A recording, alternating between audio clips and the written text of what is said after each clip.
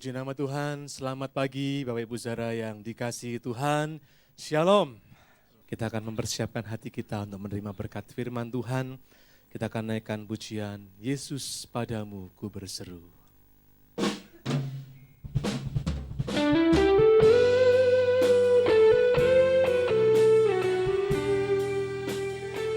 Haleluya.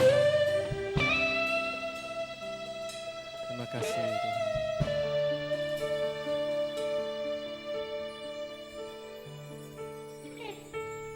Kau Tuhan, penolong dalam hidupku. Ku percaya hanya kepadamu. Kau pegang tanganku dan tuntun langkahku. Yesus, kau perlindunganku. Kau Tuhan, kekuatan dalam hidupku, penolongku dalam kesesakan. Kau gunung batuku dan pertahananku. Yesus, kau kemenanganku. Yesus, padamu ku berseru. Kaulah penyelamatku. Terpujilah kau Tuhanku. Ku memuji namamu sepanjang umur hidupku. Terpujilah kau Tuhanku di atas segalanya. Kau Tuhan, kau Tuhan, haleluya Tuhan. Engkau adalah penolong kami ya Tuhan.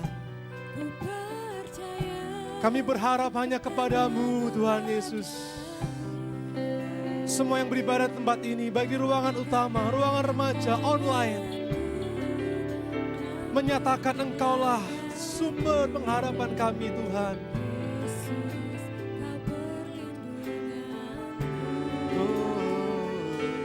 Engkau Tuhan, kekuatan dalam hidupku, penolongku dalam kesesakan. Kau gunung batuku, kau gunung batuku dan pertahananku. Yesus, kau kemenanganku. Yesus, padamu ku berseru. Kaulah penyelamatku. Terpujilah kau Tuhanku. Ku memuji namamu sepanjang umur hidupku. Terpujilah kau Tuhanku di atas segalanya.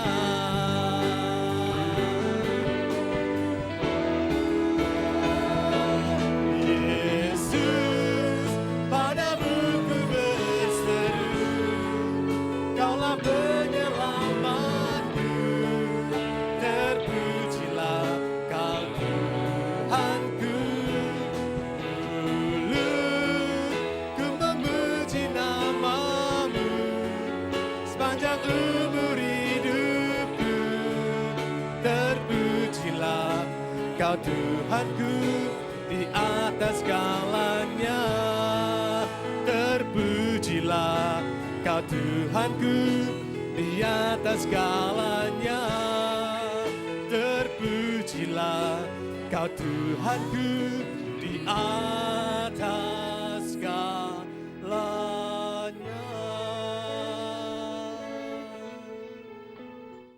Terpujilah Engkau Tuhan di atas segala-segalanya. Memang benar Tuhan, itulah yang kami rindukan dalam kehidupan kami.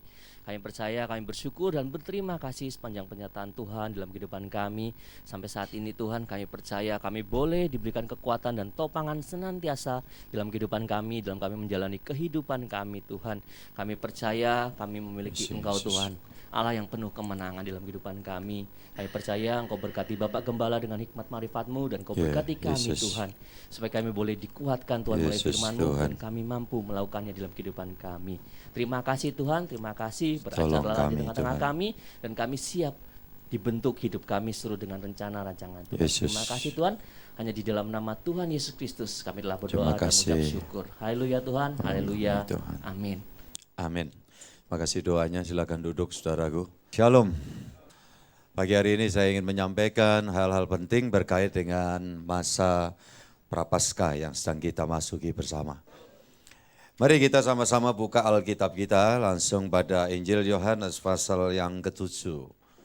Yohanes pasal yang ke-7 ayat 28 sampai ayat yang ke-30.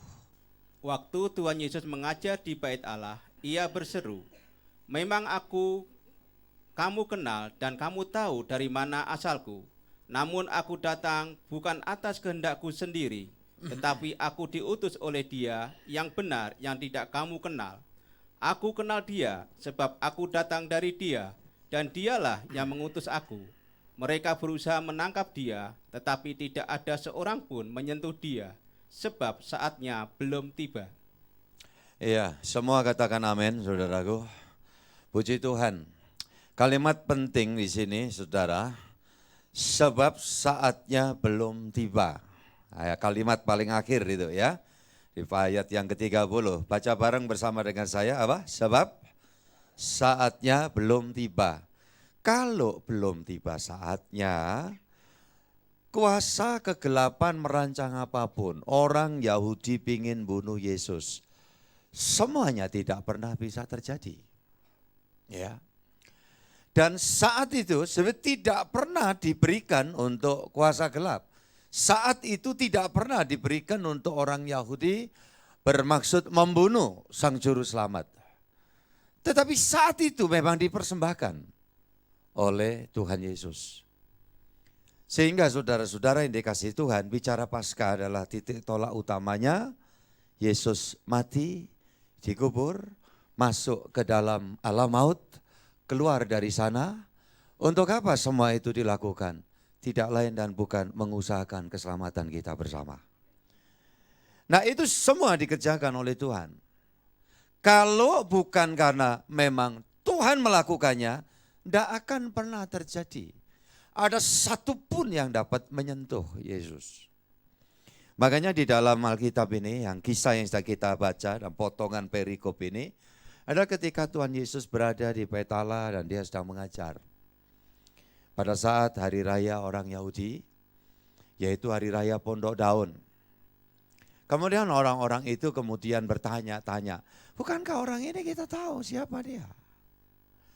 Tapi mungkinkah para pemimpin kita, tokoh-tokoh hebat kita, tahu bahwa memang dia adalah Mesias? Berbagai macam kecurigaan. Saudara-saudara yang dikasihi Tuhan. Dan bahkan ada di antara mereka, ini saudara-saudaranya Yesus tuh lagi bareng loh sama kita. Ini kan bukannya orang yang RT 5 ya, RW 03 itu kan gitu kan. Nah jadi saudara-saudara yang dikasihi Tuhan. Lantas Tuhan jawab di dalam kalimat ayat 28 itu. Waktu Yesus mengajar di Bait Allah, Ia berseru, "Memang aku kamu kenal dan kamu tahu dari mana asalku. Namun aku datang bukan atas kehendakku sendiri, tetapi aku diutus oleh Dia yang benar yang tidak kamu kenal. Aku kenal Dia sebab aku datang dari Dia dan Dialah yang mengutus aku. Mereka berusaha menangkap Dia, tetapi tidak ada seorang pun yang menyentuh Dia." Ulangi kalimat terakhir, baca bareng dengan saya, sebab saatnya belum tiba. Ya, saya mau concern untuk ajak kita semua memahami maksud isi hati Tuhan di dalam peristiwa-peristiwa Paskah itu supaya tidak timbul silang pendapat, kemudian keraguan-raguan, karena kekristenan itu banyak kali menerima framing dari orang-orang yang memang ya berniat suka berpolemik. Para polemik itu ingin memframing keyakinan Kristen yang sesungguhnya dimasuki pikiran-pikiran sepertinya sama tetapi tidak. Makanya berulang hari ini saya sampaikan buat kita semua. Kita bersyukur karena per tahun ini keputusan dari Kementerian Agama yang memberikan penyataan bahwa kalender 2024 tidak lagi ditulis Isa Al-Masih di dalam kalender kita, melainkan ditulis apa? Yesus Kristus. Saya ingin membawa kepada kekristenanmu itu tahu persis siapa Tuhan sesembahan kita. Siapa juru selamat yang sesungguhnya. Siapa dia yang memang rela semuanya. Dia persembahkan demi keselamatan saya dan saudara. Amin. Untuk saya saudara selamat. Dia rela tidak selamat. Masuk maut itu artinya tidak selamat. Iblis masuk dalam maut itu karena dia sudah dikunci tidak selamat. Dan manusia berdosa yang ada di bawah murka Allah. Upah dosa adalah, tolong, halo, maut. Ya, semua orang mati masih masuk maut. Itu artinya apa? Tidak selamat. Dan iblis tahu itu.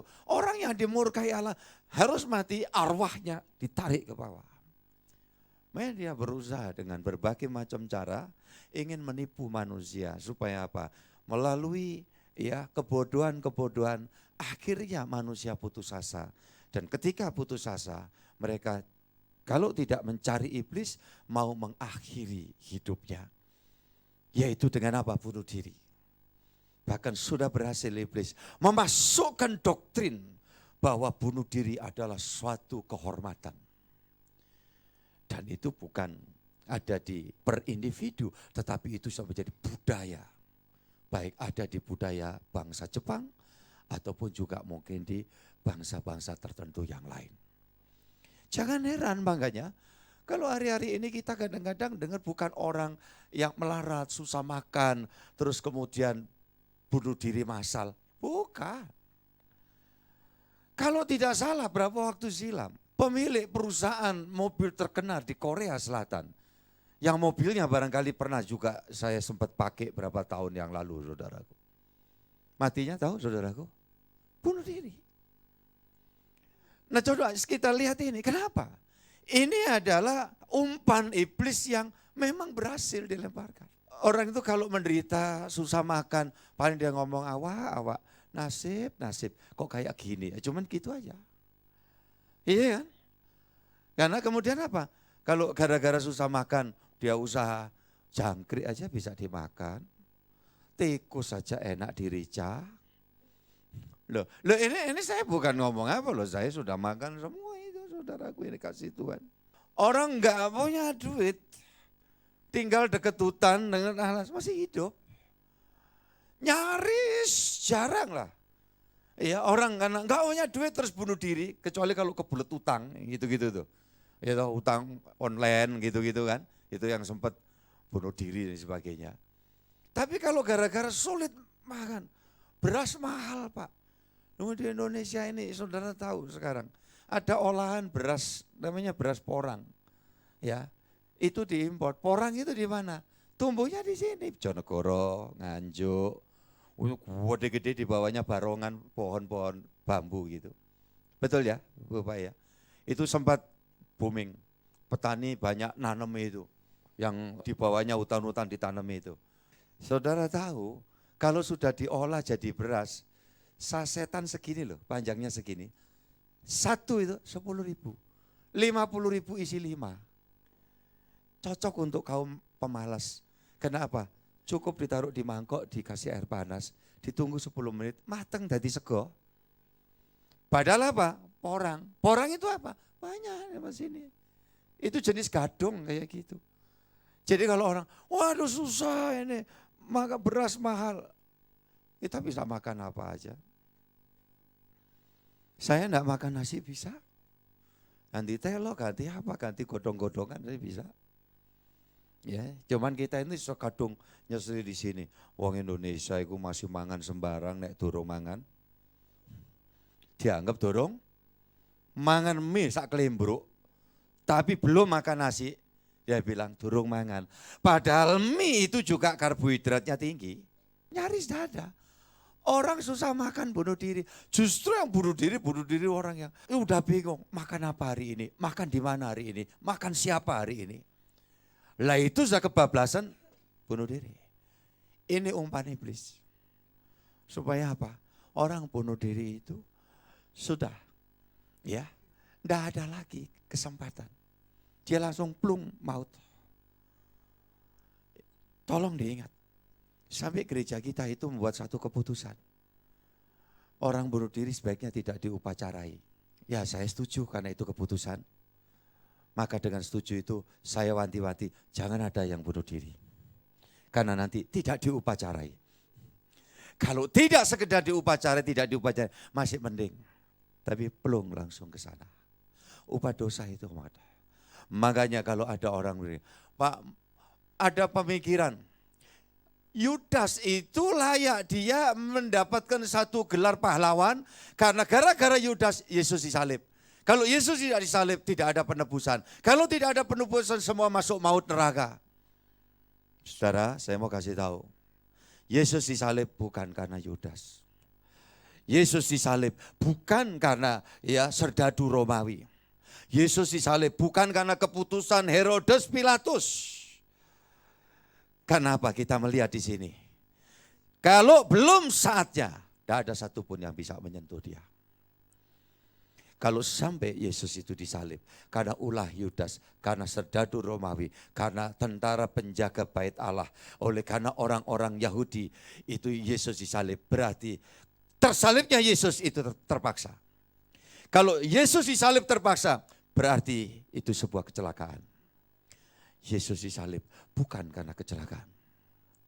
Yesus disalib karena memang dia menyerahkan nyawanya bagi domba-dombanya. Tolong saudara ingat baik-baik di dalam Yohanes pasal 10 ayat 11. Aku ini gembala yang baik dan gembala yang baik itu menyerahkan nyawanya bagi domba-dombanya. Maka saudara saya ajak ingat peristiwa di atas salib Golgota. Salah satu kata yang terakhir dikatakan oleh Tuhan Yesus, ku serahkan nyawaku. Kalau Yesus tidak menyerahkan nyawa, tidak ada satupun yang dapat mencabut nyawa dari Tuhan Yesus. Mengambil Yesus dan memindahkan masuk ke alam maut, tidak ada satupun. Makhluk apapun. Itu sebabnya tolong camkan, ayat ini menjadi ayat Mas Prapaskah. Apa kalimat di situ dikatakan sebab saatnya apa? Belum tiba. Kalau saatnya dia memberikan nyawanya, tanpa Yudas pun tidak kurang cara untuk Tuhan melakukannya. Sekarang dalam kekristenan itu ada paham predestinasi, yaitu takdir. Bahwa memang Yudas itu takdirnya jadi pengkhianat. Sebenarnya tidak. Makanya Tuhan waktu di dalam perjamuan terakhir, dia mengingatkan. Ya, salah satu dari kamu nanti akan menyerahkan aku. Itu sebetulnya dia kasih warning. Dia mencegah. Bahkan yang sama-sama mencelupkan rotinya dalam satu pinggan dengan aku, dialah yang akan menyerahkan. Itu Tuhan memberikan satu peringatan. Dalam bahasa sederhananya, stop Yudas, niat jahatmu jangan kamu lanjutkan. Supaya kita ngerti saudara-saudara yang dikasih Tuhan. Prinsip ini. Jadi tidak ada satu kebetulan kemudian bahwa saat Yesus disalib itu berkait dengan perkataan Tuhan.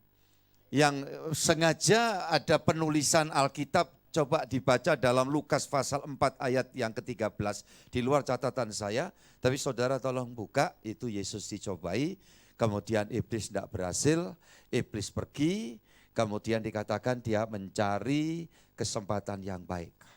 Apakah betul saat penyaliban itu adalah kesempatan bagi iblis, kesempatan yang baik? Silakan dibaca, Pak. Sesudah iblis mengakhiri semua pencobaan itu, ia mundur daripadanya dan menunggu waktu yang baik. Saya pernah dengar pendeta khotbah, dia katakan bahwa ayat ini digenapi saat Yesus disalib. Bahwa seolah-olah iblis mempunyai kesempatan yang baik. Bagi manusia mungkin, tetapi kalau untuk Yesus, dia tidak akan pernah mendapat kesempatan baik, kecuali memang Tuhan memberikan saatnya. So kalau ini kesempatan yang baik bagi iblis, berarti apes bagi Yesus. Pertanyaan saya, apakah karena Yesus apes, sial, ciong, sehingga dia naik salib? Jawabannya tidak. Tolong kalimat saya ini saudara perhatikan karena sangat tipis. Pembedaannya adalah Yesus mati di salib itu iya. Tetapi Yesus bukan mati karena salib. Halo, bisa bedakan?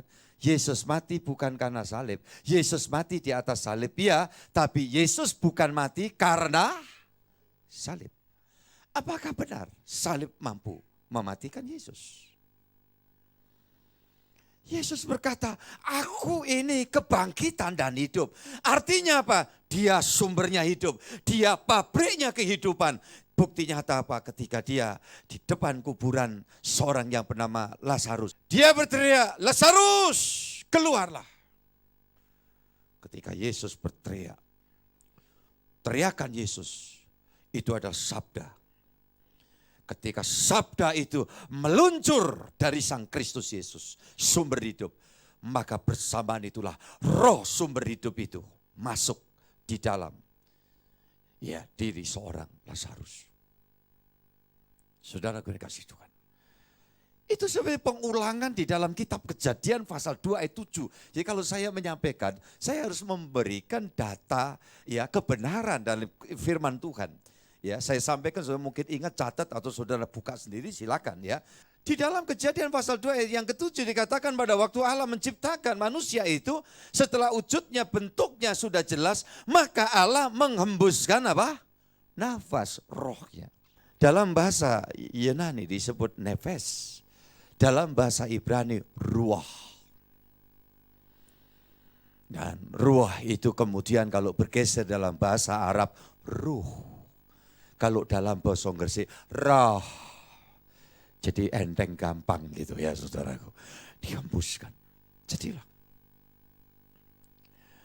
Ketika roh itu keluar dari tubuh, maka seluruh tubuh berubah wujud. Prosesnya menjadi jasad, menjadi bangkai. Dan berproses kembali menjadi apa? Tanah. Dan itu lagi manusia, seperti itu. Ya, kalau kita lihat dari sisi kita, kembali ketika Tuhan berteriak, Lazarus.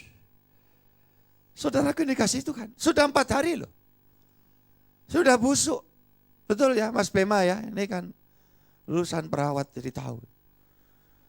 4 hari tanpa nyawa itu apa artinya udah busuk.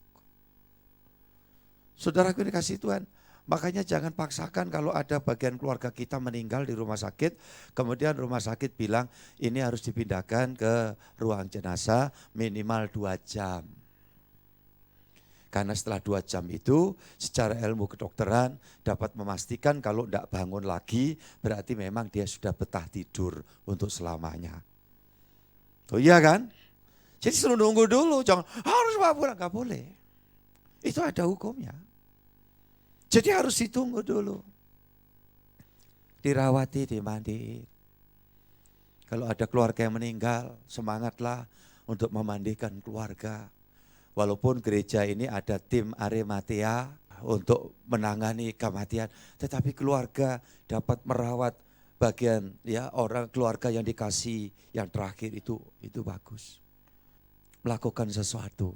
Ya ini nyimpang dikit ya supaya saudara punya gambaran kehidupan tuh kayak gitu. Saudaraku ini kasih Tuhan. 4 hari dipanggil, Lazarus keluar, roh masuk. Itu sebabnya Saya itu yakin seyakin-yakinnya. Pak, orang Kristen itu apa ada yang penuh Roh Kudus, ada yang tidak penuh Roh Kudus, Pak. Saya mau katakan, kalau saudara menerima penebusan Tuhan, hidupmu dipenuhi Roh Kudus. Dari gereja apapun, dari gereja Tabernakel, dari gereja GKI, dari gereja GPIB, dari gereja yang menyebut nama Juru Selamat Tuhan kita, Yesus Kristus Sang Penebus. Kenapa? Karena saya memberikan satu catatan pemikiran sederhana. Ditebus itu artinya apa? Diampuni karena kasih karunia.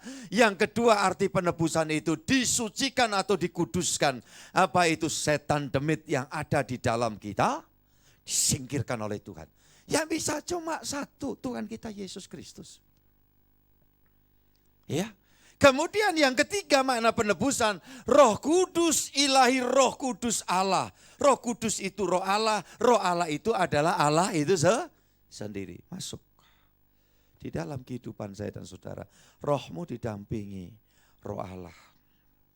Waktu kita hidup dalam dosa didampingi roh demit, roh hantu. Saudara pakai percaya okultisme, ya, ilmu-ilmu gelap atau tidak, begitu engkau berdosa, turunan Adam yang berdosa, engkau dimeterai oleh kuasa yang lain. Itu sebab perlu penebusan Tuhan. Dari kita kemudian perlu langkah iman, mendeklarasikan aku masuk baptisan. Kenapa? Yang hidup di dalam aku bukan aku lagi, tapi Yesus ada Allah yang membawa aku berjalan dalam iman kepadanya. Itu baptisan. Nah, sebelum baptisan dituntun selalu, ayo doa pelepasan. Sekali itu saja doa pelepasan. Melepaskan roh-roh gelap yang dulu aku pakai ilmu. Barangkali ada yang pakai mantra kul kuduk kadal kesit, ya gitu ya. Aku buang, aku lepaskan semua, tidak ada urusan dengan roh demit, roh hantu. Sekarang aku perintahkan, ya dalam nama Yesus. Dan sekarang aku undang Roh Kudus masuk menjadi penguasa atas hidupku untuk selama-lamanya. Itu sekarang kita dimeterai dengan Roh Kudus. Makanya di dalam Efesus pasal 1 ayat yang ke-13-14 bahwa sejak kamu percaya kepada Tuhan Yesus Kristus, kamu dimeterai oleh Roh Kudus. Pada bagian lain 1 Korintus pasal 3 ayat yang ke-16, tidak tahukah kamu bahwa tubuhmu adalah bait Allah dan Roh Allah ada di dalam kamu. Nah, disebut gereja apa? Makanya dulu ada pemikiran bahwa yang penuh Roh Kudus itu hanya gereja tertentu. Saudara-saudara yang dikasihi Tuhan, saya tidak ada dalam posisi itu. Tetapi saya sedang meyakinkan kepada saudara bahwa inilah karya Tuhan Yesus yang luar biasa, ya, melakukan semua yang terbaik buat kita. Makanya pada waktu dia sudah saatnya, cukup ini, aku saatnya turun ke alam maut, menggantikan tempat jadi jemaat, supaya jemaat yang kutebus betul-betul punya kuasa. Tidak dapat disentuh oleh alam maut. Itu sebabnya saya dan saudara ada menjadi orang beriman, orang percaya tidak sekedar beragama. Oh, aku agama Kristen. Nah, mengalami kekristenan di dalam hidup. Nah, ini janji Tuhan. Kalau saya dan saudara menjadi jemaat Kristus Yesus, maut tidak dapat menyentuhmu. Matius pasal 16 ayat 17-18. Kata Tuhan Yesus kepadanya, "Berbahagialah engkau Simon bin Yunus, sebab bukan manusia yang menyatakan itu kepadamu, melainkan Bapa-Ku yang di surga. Dan aku pun berkata kepadamu, engkau adalah Petrus, dan di atas batu karang ini aku akan mendirikan jemaat-Ku, dan alam maut tidak akan menguasainya." Alam maut apa? Baca bareng dulu. Tidak akan menguasainya. Sebaliknya, kalau mau dibalik, kita menguasai penguasa maut itu. Siapa? Iblis. Lanjut, Pak. "Kepadamu akan kuberikan kunci kerajaan surga. Apa yang kau ikat di dunia ini akan terikat di surga, dan apa yang kau lepaskan di dunia ini akan terlepas di surga." Semua percaya? Amin. Ini loh. Ini saya dan saudara. Enggak ada kalimat, oh ini pendeta loh. Diaken. Ya. Majelis. Evangelis. Tidak ada itu.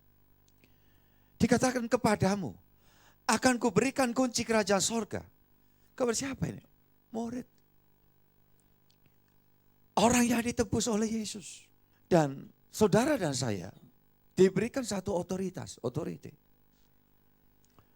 Untuk apa? Untuk menyatakan hal-hal yang terkait dengan sorga itu di dalam dunia ini. Makanya kalau sampai ada orang Kristen ditanya, sampai kalau mati kemana? Sorga. Lah karena Tuhan sendiri yang ngomong, aku pergi ke sana untuk menyediakan apa? Tempat. Kalau kita berhadapan dengan tipu muslihat iblis dengan kuasa Tuhan, aku patahkan kau. Dalam nama Yesus. Nanti saya akan tunjukkan ayatnya. Jadi jemaatku yang kudirikan siapa? Ya saya dan saudara. Yesus tidak mendirikan organisasi, tidak mendirikan denominasi. Baik dari gereja mula-mula, kemudian ada penyebutan gereja Katolik, ada kemudian penyebutan gereja Ortodoks. Karena masih konsepnya sama, Katolik, Ortodoks, ya hanya denominasi Barat dan Timur. Kemudian berlanjut pada abad ke-15 ada reformasi, yaitu kaum Protestan. Kemudian Protestan terus di belakangnya ada banyak denominasi, organisasi, macam-macam di Indonesia saja mungkin hampir 300 macam organisasi. Ini mungkin kalau Mas Edo itu tahu karena ayahandanya itu ya petugas di Bimasa Kristen. Kalau kita berapa? Hampir 300 organisasi. Benar.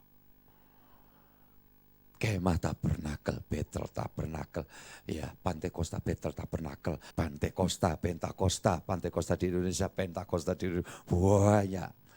GPIB, Gereja Kristen Protestan Indonesia Barat, Gemim, ya yang di Manado itu saudaraku, Gereja Protestan Bali.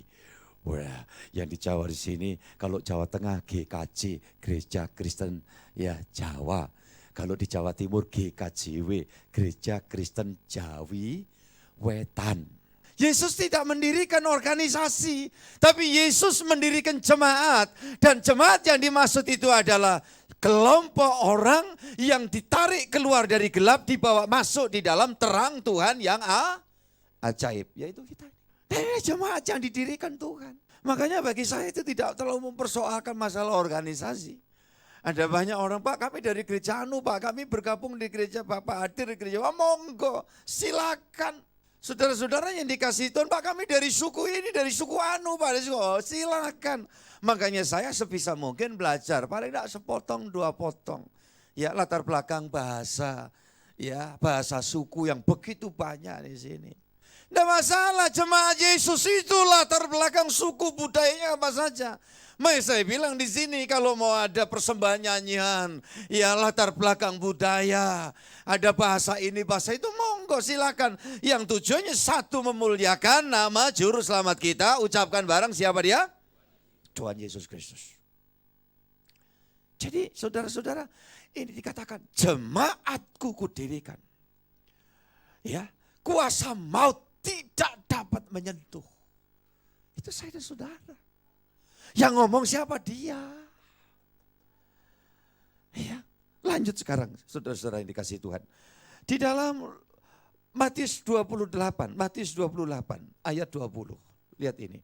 Bagaimana dengan jemaat itu? Dan ajarlah mereka melakukan segala sesuatu yang telah kuperintahkan kepadamu. Ya. Dan ketahuilah, aku menyertai kamu senantiasa sampai kepada akhir zaman. Sampean semua disertai Tuhan, amin. Waktu senang, waktu susah, waktu bergumul, waktu ada masalah, Dia selalu menyertai kita. Amin, saudaraku ini kasih Tuhan. Saudara enggak pernah sendiri. Makanya enggak usah gentar dalam menghadapi hidup ini. Pak, kami sedang dalam kesulitan. Saya katakan itu saat menabur, berjuang terus. Doamu selalu didengar oleh Tuhan karena Tuhan tidak pernah jauh dari kamu. Ada sebuah kalimat kata yang bagus. Tuhan itu hanya sejauh apa? Sejauh doa. Kalau engkau doa dari tempat yang paling tersembunyi di dalam sini, engkau didengar oleh Tuhan. Engkau jemaatnya. Kalau engkau jemaat Tuhan, engkau ada dalam jaminan Tuhan. Syaratnya apa? Mau diajar oleh firman Allah. Kalau saudara pindah domisili di tempat yang jauh, cari gereja tabernakel, kami tidak menemukan. Cari gereja apa? Gereja yang di situ, hamba Tuhan di situ bertanggung jawab memberikan makanan rohani, mengajari kebenaran firman Allah. Itu menjadi bagian yang paling utama di dalam ibadah kita, di dalam kekristenan kita. Saudara belajar di situ, karena Tuhan janjikan di situ, dan ajarlah mereka melakukan segala sesuatu yang telah kuperintahkan kepadamu, dan ketahuilah aku menyertai kamu senantiasa sampai, baca bareng apa? Pada akhir zaman. Siapa yang disertai Tuhan? Yang suka diajari Tuhan, yang suka diajari Tuhan, yang murid Tuhan. Makanya Tuhan ngomong di atas, jadikan sekalian bangsa apa? Murid. Bukan Kristen hanya cuma sekadar identitas. Saudaraku ini kasih Tuhan. Entitas Kristen yang suka dididik Tuhan, diajari Tuhan, belajar sebisa-bisanya melakukan kehendak Tuhan. Itu yang pasti disertai oleh Tuhan. Nah, kalau disertai Tuhan tidak ada kuasa apapun yang berani. Saya tunjukkan ayatnya. Lukas pasal yang ke-10, saudara-saudara. Lukas pasal 10 ayat 18 sampai 20. Lalu kata Tuhan Yesus kepada mereka, aku melihat iblis jatuh seperti kilat dari langit. Sesungguhnya aku telah memberikan kuasa kepada kamu untuk menginjak ular dan kalajengking, dan kuasa untuk menahan kekuatan musuh, sehingga tidak ada yang akan membahayakan kamu. Namun demikian, janganlah bersukacita karena roh-roh itu takluk kepadamu, tetapi bersukacitalah karena namamu ada terdaftar di surga. Amin. Amin. Jadi tujuan utamanya ini. Ya, makanya kalau di dalam perjalanan hidup ini kita masih kadang menghadapi proses. Saudaraku ini kasih Tuhan. Jalan maju aja terus. Oke, dalam ayat yang ke-18, ini Tuhan Yesus yang bicara, kapan dikatakan iblis jatuh itu? Jauh sebelum proses Taman Eden itu ada. Maka saudara bisa jadikan ini referensi ayat 18 untuk pelajaran Alkitab mandiri di rumah saudara dengan Yesaya pasal yang ke-14. Jadi kalau sudah buka Yesaya pasal 14, mulai ayat 12 di sana dijelaskan tentang bagaimana proses iblis itu jatuh. Siapa iblis itu? Kita tahu. Yesus Tuhan Allah kita tidak pernah menciptakan iblis. Kalau ada kalimat Tuhan menciptakan iblis, saya pastikan ini bukan ajaran Kristen. Ajaran Kristen, Tuhan Allah kita tidak pernah menciptakan iblis, setan, roh-roh jahat. Tuhan menciptakan malach dalam bahasa Ibrani. Yang kemudian mungkin kita memakai istilah malaikat. Itu semua ada pelayan-pelayan suci. Ya, itu pelayan-pelayan suci. Yang kemudian di dalam Yesaya pasal 14 itu diperlihatkan. Mereka ingin memberontak menyamai Allah. Aku mau duduk di sebelah sana. Jadi seperti Allah. Dan sejak saat itu dikutuk, dibuang oleh Allah. Dan itulah yang dirilis ulang oleh Tuhan Yesus. Aku melihat iblis jatuh seperti kilat dari langit. Itu bukan saat itu Yesus mengatakan itu Yesus melihat. Tapi Yesus menyampaikan bahwa aku memberitahu iblis itu sudah dijatuhkan dari langit sejak saat itu. Maka pemaknanya, kamu jemaat, waspadalah. Jangan gentar tapi waspada. Terus hidup dalam pengajaran kitab suci. Sekali lagi, terus di dalam pengajaran untuk ikuti kehendak Tuhan, belajar sebisa-bisanya. Maka kalau kamu melakukan itu, ingat, aku telah memberikan kuasa kepada kamu. Sesungguhnya aku telah memberikan kuasa kepada kamu untuk menginjak ular dan kalajengking, dan kuasa untuk menahan kekuatan musuh sehingga tidak ada yang akan membahayakan kamu. Kamu tidak perlu takut setan, tapi saya kasih tahu beritanya adalah setan takut akan kamu dan aku. Yang percaya katakan amin. Coba ambil olahraga sidik yuk, gedruk ini. Aku injak iblis dalam nama Tuhan Yesus. Yang enggak berani mempraktekkan sok dalu ditekani. Ya, dalam nama Tuhan Yesus aku injak kuasa. Tuhan yang perintah kok. Memang kami belum seperti Bapa. Bicara Tuhan memberikan otoritas itu berkait dengan atribut yang diberikan Tuhan kepada kita. Kamu sudah ditebus. Saudaraku yang dikasihi Tuhan, untuk nyegat tronton yang besar-besar, truk gede-gede itu tidak memerlukan petugas 1 batalion. Dipilihkan badannya gede kayak Goliat semua. Enggak, cukup petugas polisi ya yang barangkali kurus gitu, pangkatnya juga rendahan. Tapi waktu dia di tengah jalan dia begini, saya mau tanya, tronton itu mandek apa enggak? Mandek apa tidak? Saudaraku yang dikasihi Tuhan. Karena ketika dia berdiri dan menyetop kendaraan itu bukan atas nama pribadi, tetapi atas nama hukum yang ditunjukkan melalui atribut kepolisian, ya petugas lalu lintas. Katakan seperti ini, mandek semuanya. Itu ada tronton konvoi 100 buah pun mandek. Sebab kalau sampai ada yang kemudian berani nyerempet kendaraan itu urusannya gede, saudaraku.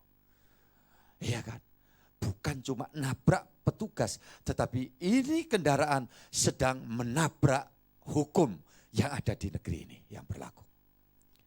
Jadi saudara-saudara yang dikasihi Tuhan Yesus Kristus, kekuatan kuasa itu disampaikan di dalam penyataan-penyataan yang kita praktekkan di dalam hidup. Makanya kalau saudara umpamanya mau nempati rumah baru apa, doa dalam nama Yesus nih kuasa demit minggat semua. Dan saudara itu punya kuasa di dalam perkataan saudara. Menginjak ular dan kalajengking. Saya sebagai hamba Tuhan, Tuhan banyak kasih pengalaman dalam perjalanan. Makanya di gereja kita saudara-saudaraku yang dikasih Tuhan, sampai ada dikenal ya beberapa orang bawa klien kalau enggak mau bilang pasien. Yang aneh-aneh dibawa, susuk bertuah keluar dari tubuh. Ada orang yang dia bekerja di satu tempat, ya jauh karena dia merasa dia dibikin orang. Kemudian dari kejauhan itu dia kirim info buat saya, tolong doakan Pak, kami sedang menghadapi ini. Tentu kalau saya doa, saya bilang yuk kita doa semua. Ada yang sedang diganggu kuasa gelap. Dan orang itu bercerita, dari mulutnya itu keluar ikan-ikan kecil, ikan seger, saudaraku. Dan itu terjadi. Makanya kalau ada orang tanya buat saya, Pak, santet tenung demit ada enggak Pak? Saudaraku ini kasih Tuhan, itu bukan omong kosong. Dan kuasa yang seperti ini diberikan Tuhan kepada kita semua. Saudara yang yakin melambaikan tangan dan katakan amin, aku percaya. Amin, aku percaya. Sekali lagi, amin, aku percaya. Terima kasih, turunkan tangan. Engkau tidak nunggu, aku mesti umur sudah lanjut dulu supaya ilmu tuaku. Enggak. Engkau yang paling muda di sini, kawan muda, kawan remaja. Engkau bukan orang sembarangan. Sementara di dalam dunia ada kelompok-kelompok yang ngajari orang itu untuk ngelmu, nyari, nyecep ilmu yang berkaitan dengan kebatinan, mesti belajar begini, belajar begitu. Di dalam kekristenan cukup engkau mau diajar melakukan kehendak Tuhan, hidupmu penuh kuasa. Kalau engkau keluar dari kegelapan, engkau tidak membuat pembiaran terhadap jalan hidupmu yang salah. Engkau keluar dari sana karena apa? Aku ingin ikuti kehendak Tuhan, ingin ikuti ajaran Tuhan, aku mau tunduk pada kehendak Tuhan. Hidupmu semakin penuh kuasa. Tidak akan pernah bisa diganggu apapun. Saya masih ingat dulu ada saudara dari Sesin yang sekarang sudah berpindah di Papua. Ya, saudaranya ini istri dari seorang atlet yang cukup beken pada waktu itu, saudaraku mengalami gangguan yang lumayan antik begitu. Posisinya waktu itu di Kediri, saya sebut ya daerah-daerah nama orang-orang yang kemudian waktu itu dibawa dalam ibadah kita yang di Surabaya. Saudaraku, dan hari itu hadir, minta doa, kita juga doa sama-sama. Sehingga kalau saya sebutkan sama-sama, itu bukan berarti cuma doaku tok yang manjur, tapi doanya semua anak Tuhan ini besar kuasanya. Kalau ada pendeta mengatakan, saya punya talenta khusus, saya punya kuasa dalam doa, seolah-olah itu menjadi hak milik pribadi. Kalau buat saya tidak sepakat itu. Tapi saya ingin katakan, kuasa doamu itu besar semuanya. Begitu saya doa bersama-sama, saudaraku ini kasih Tuhan, pulanglah dia keluar kota, dan kemudian beberapa waktu sesusin ini memberitahu kepada saya. Pada saat dia pulang di rumah, tengah malam terbangun. Ya, ibu ini tumpah dan dari mulutnya keluar gulungan-gulungan kayak ya susu. Dia enggak nyusur, saudaraku. Keluar dari mulutnya. Dan dia infokan kepada saya bilang, ya itu kuasa Tuhan Yesus. Kalau kita sama-sama doa, Yesus sanggup melakukan segala perkara. Karena dia tidak menginginkan walaupun tubuh ini kita pakai sementara ya. Tubuh ini pakai sementara. Tapi Tuhan tidak menginginkan tubuh ini jadi sarangnya setan. Tubuh ini tidak jadi sarangnya kuasa gelap. Tubuh ini tidak menjadi sasaran ya untuk orang mempraktekkan ilmu-ilmu gelap. Saya mau kasih tahu saudara.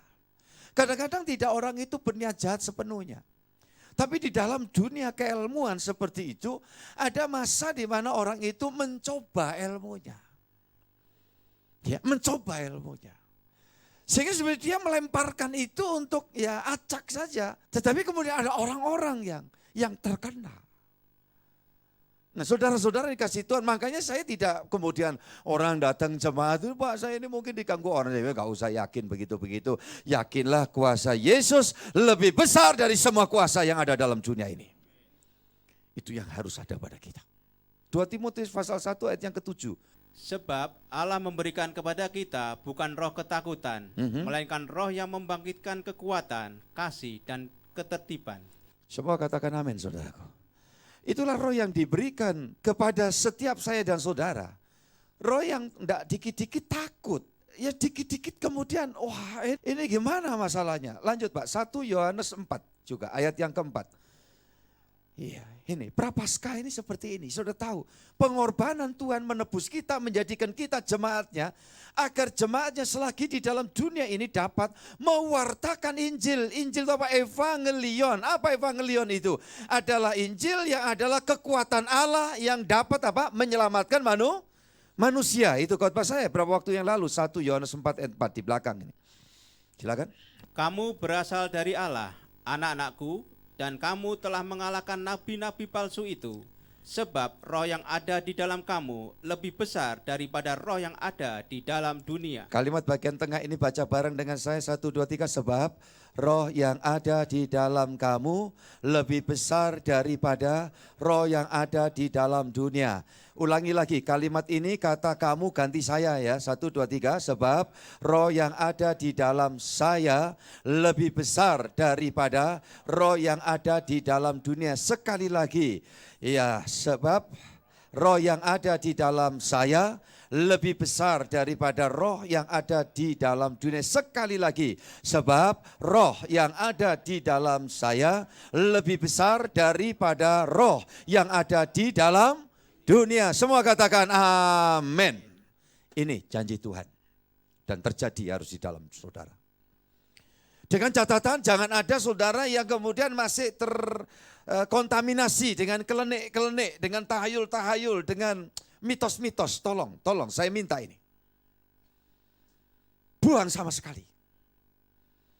Kita menghormati kalau orang memang kepercayaannya percaya yang begitu-begitulah, monggo silakan. Kita tidak bisa mengganggu cara mereka berkepercayaan, silakan. Tapi saya sedang bicara kepada anak-anak Tuhan. Jemaat Yesus Kristus harus bebas dari kuasa-kuasa, dari roh-roh jahat yang ada di dalam dunia ini. Amin saudaraku. Karena di dalammu, di dalamku ada roh yang lebih besar, yaitu roh Yesus Kristus. Atau roh kudus atau roh Allah itu. di dalam kita. Nah ini, perkara satu waktu kita dipanggil Tuhan, tidak masalah. Kalau roh Tuhan, roh Yesus itu mendampingi roh kita. Begitu pisah dengan tubuh, kita boleh menikmati kebahagiaan dalam kerajaan sorga yang mulia. Tapi betapa celakanya ketika roh kita ada di dalam pendampingan roh hantu, roh gelap, kuasa-kuasa jahat. Maka sesungguhnya roh kita itu akan diseret, dibawa masuk ke dalam alam maut. Dijauhkan kiranya dalam nama Tuhan Yesus. Itu sebabnya saya minta sungguh-sungguh. Saudaraku, keluarga besarku semua yang ada di onsite dan yang ada di online pagi ini.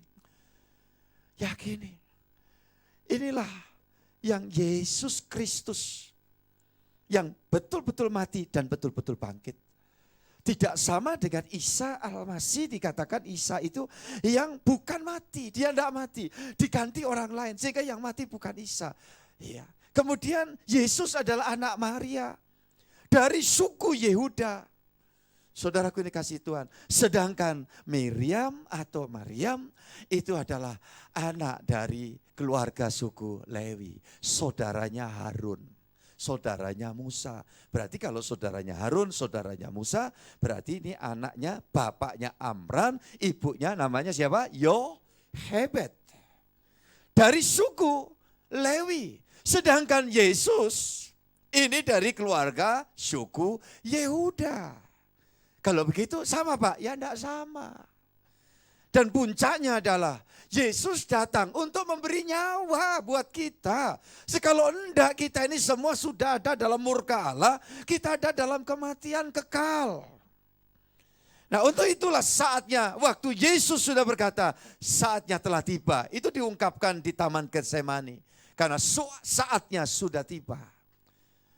Dia tidak lari waktu didatangi sekelompok orang bawa pedang dan pentung. Kemudian maju, ya Yudas Iskariot memberikan cium pengkhianatan itu. Ketika mereka bertanya, ya kamu mencari siapa? Ditanya Tuhan. Jawabnya, Yesus orang Nazaret. Aku ini. Ketika Yesus mengatakan, orang-orang jahat itu terpental. Ya, ada kuasa yang luar biasa. Itu sebabnya di tengah kesendirianmu, ingat panggil nama sahabatmu yang luar biasa itu. Yesus Kristus.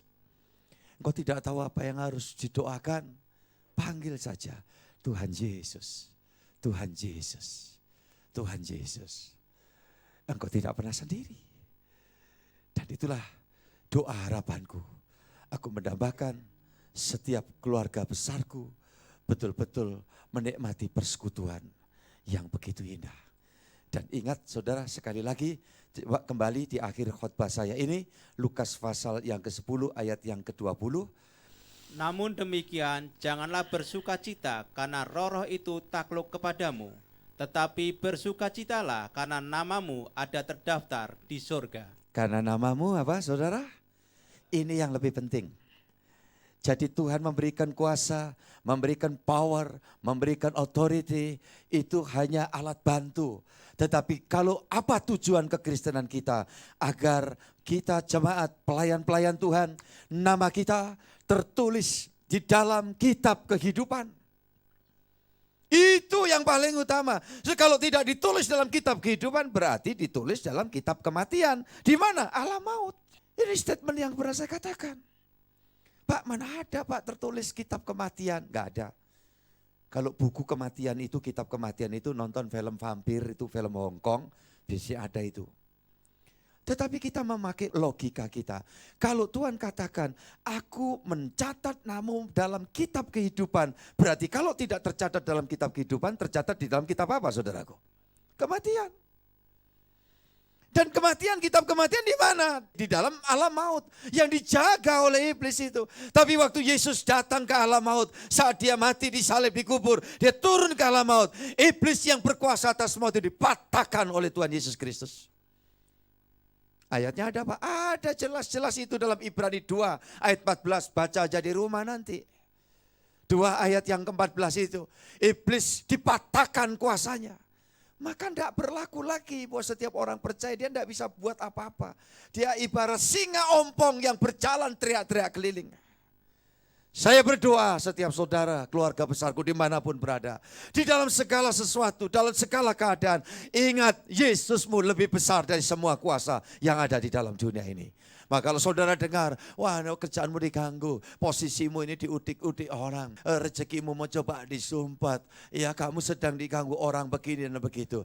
Katakan dalam nama Tuhan Yesus, Yesusku yang besar itu ada di dalam aku. Dan aku mengasihi mereka semua di dalam berkat anugerah Tuhan. Amin. Nah itulah anak-anak Tuhan. Tuhan memberkati saudara dan saya.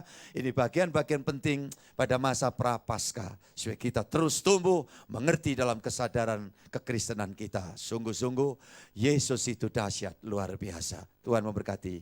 Iya Pak Juli Raharjo dan semua pelayan Tuhan, Tuhan memberkati. Mari kita naikkan satu pujian sebelum kita masuk dalam doa pamungkas di ibadah kita pagi hari ini. Ku tetap setia. Kami mengucap syukur Tuhan. Engkau hadir dan mengajari kami. Terima kasih Yesus.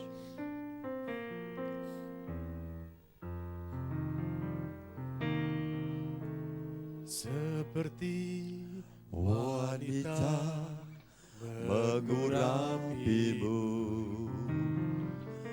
menangis di bawah kakimu. Demikian hidupku mau mengasihimu. Yesus Engkau baik bagiku. Seperti wanita, seperti Haleluya. wanita mengurapi. Puji Tuhan. Menangis di bawah kakimu. Demikian hidupku Mau mengasihimu. Yesus Engkau baik bagi sampai akhir. Sampai akhir ku menutup mata, ku tetap setia menanti janjimu. Sampai ku dapatkan mahkota kehidupanku, ku tetap setia untuk melayanimu. Seperti wanita, Saya undang kita sama-sama berdiri. seperti wanita Mengurapimu, menangis di bawah kakimu. Demikian hidupku mau mengasihimu. Yesus Engkau baik sampai bagiku. akhir ku menutup mata. Sampai akhir ku menutup mata, ku tetap setia menanti janjimu. Sampai ku dapatkan mahkota kehidupanku, ku tetap setia untuk melayani. sampai akhir ku menutup mata. Sampai Akhir. Inilah doa kami Tuhan. Teguhkan kami semua. Pasti Engkau memampukan untuk kami menerusi perjalanan dengan tidak gentar. Walau menghadapi segala rintangan hambatan, yang kami tahu mahkota mulia Engkau sediakan bagi kami semua. tetap setia melayani. Ku tetap setia Untuk melayanimu, ku tetap setia untuk melayanimu.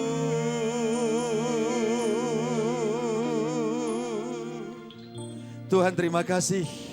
Kami percaya kuat kuasa yang Kau anugerahkan bagi kami sebagai alat bantu dalam kami menerusi perjalanan menuju tempat di mana daftar nama kami sudah tertulis, yaitu dalam kitab kehidupan sorgawi.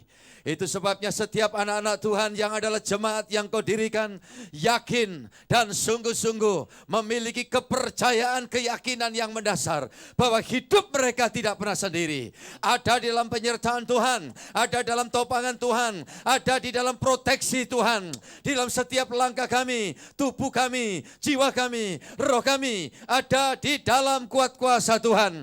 Sehingga kami melangkah dengan penuh syukur, dengan cinta kasih Tuhan. Kami mau pergi memberitakan Engkau yang penuh rahmat dan berkat itu. Kami mau pergi menjadi saksi Tuhan, memuliakan Tuhan dimanapun kami berada. Tuhan Yesus, pada saat ini, walau mungkin ada di antara sedang dalam pergumulan, ada dalam kesulitan, ada dalam keadaan kurang sehat, kami yakin dan percaya Tuhan, Engkau terus memperhatikan kami dan Engkau mendengar doa kami. Jika mereka minta sembuh, tidak mustahil dalam nama Tuhan Yesus. Sembuh dan menjadilah sembuh. Haleluya. Karena Tuhan memberikan kuasa, memberikan urapan buat setiap kami. Haleluya. Kalau kau sakit, yang ada di online, yang ada di onsite, letakkan tangan di tempat bagian tubuhmu yang sakit. Kalau hal ini bicara tentang suatu penyakit yang tidak tahu harus meletakkan tangan, tumpangkan tangan atas kepalamu sendiri dengan iman. Semua dalam hadirat Tuhan. Semua dalam hadirat Tuhan.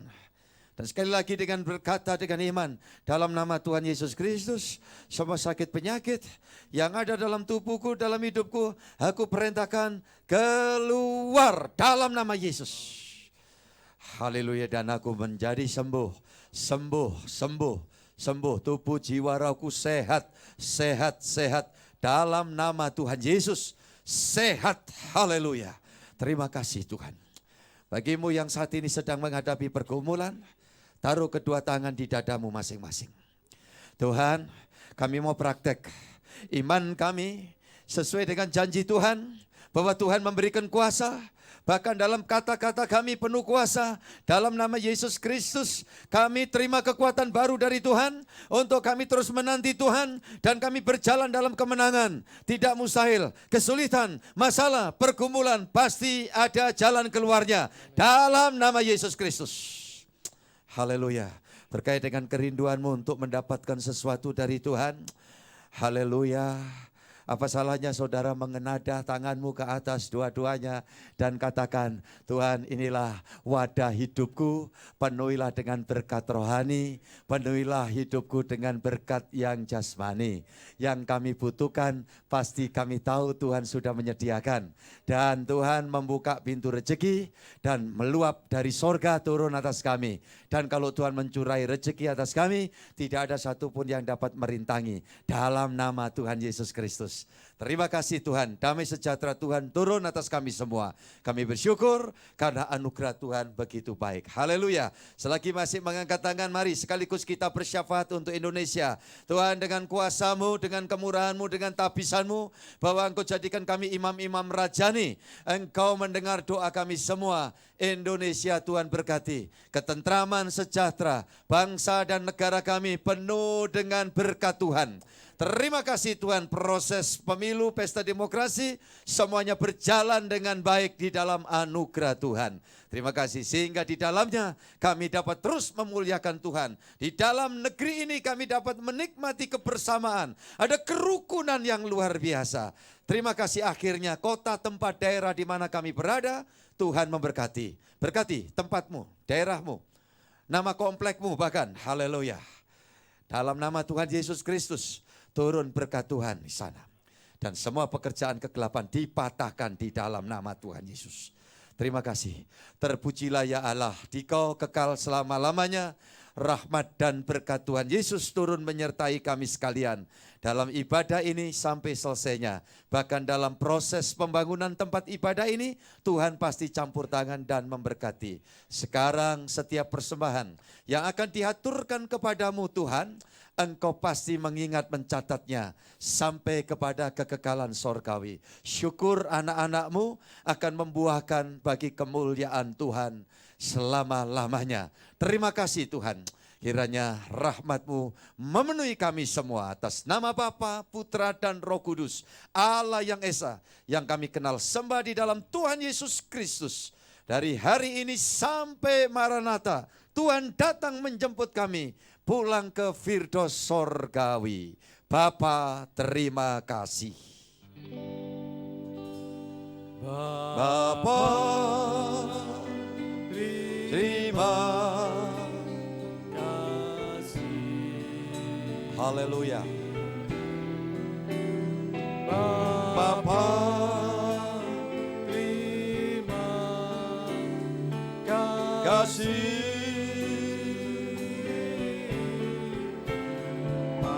Bapa di dalam surga,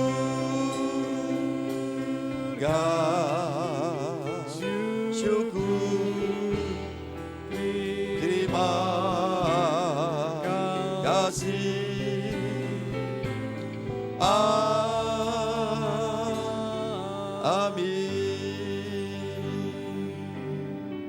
Amin. Tuhan memberkati. Silakan duduk saudara.